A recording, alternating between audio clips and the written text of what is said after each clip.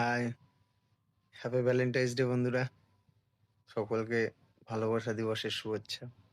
তার আগে অ্যাকচুয়ালি ভালোবাসা দিবস হলেও ইন্ট্রোডাকশন ছাড়াই বকা শুরু করে দিয়েছি। প্রথম ব্লগ আমি ঘরে বসে করছি। আজকে ভ্যালেন্টাইন্স ডে, তার সাথে আমাদের সেই 2019 সালে 14ই ফেব্রুয়ারি ঘটনা পুলওয়ামা অ্যাটাক, কাশ্মীরের অ্যাটাকটা, ব্ল্যাক ডে।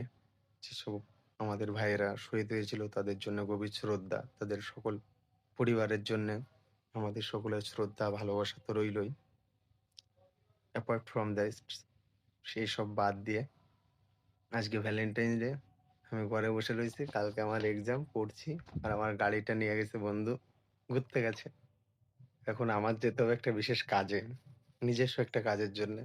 এখন তার নেই কোনো খোঁজ, কখন আসবে তারও ঠিক নাই। এখন ফোনও করতে পারছি না, বিশেষ দিন বিশেষ লোকের সাথে গেছে। কি করা যায়, তোমরা একটু আইডিয়া দিও। আর প্রথম এরকম ঘরে বসে উল্টো পাল্টা ব্লগ করছি, রেসপন্স দিও কেমন লাগছে।